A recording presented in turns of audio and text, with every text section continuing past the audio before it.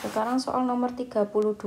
Perhatikan tabel data fisik dan daya hantar larutan beberapa senyawa berikut.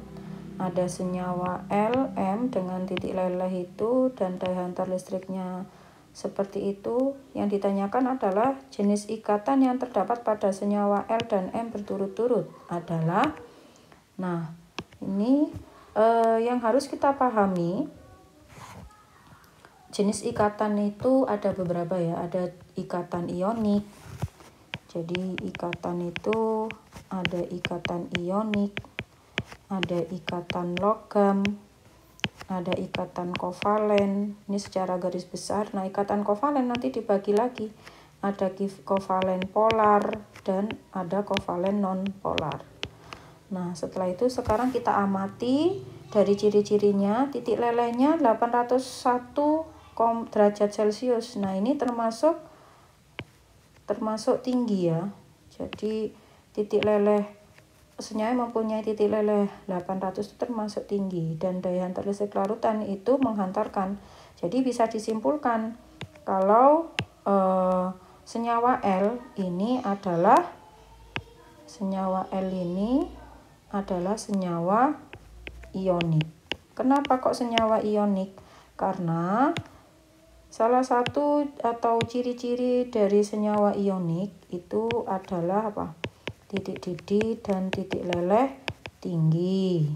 Terus habis itu apa? Baik lelehan atau larutan itu dapat menghantarkan listrik.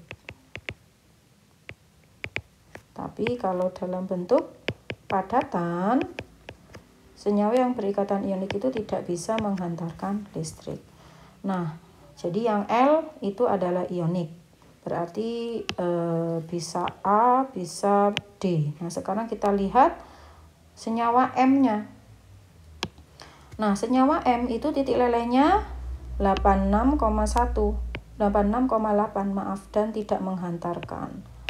Nah, salah satu ciri atau beberapa ciri dari senyawa kovalen itu adalah titik didih dan titik leleh rendah.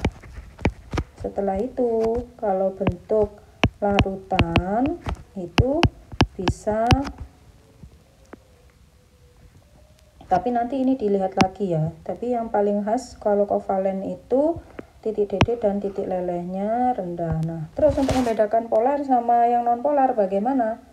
Nah, itu bisa kalian lihat dari daya hantar listriknya bagaimana. Karena ini tidak menghantarkan listrik, jadi bisa jadi itu adalah kovalen non polar. Kenapa? Karena kalau dia kovalen polar itu bisa menghantarkan listrik. Tapi bisa menghantarkan listriknya itu hanya pada wujud larutan. Itulah yang membedakan nanti dengan ikatan ionik. Kalau ikatan ionik kan baik lelehan atau larutan itu dapat menghantarkan listrik. Tapi kalau kovalen polar itu bisa menghantarkan listrik hanya pada wujud larutan. Berarti jawabannya adalah baik.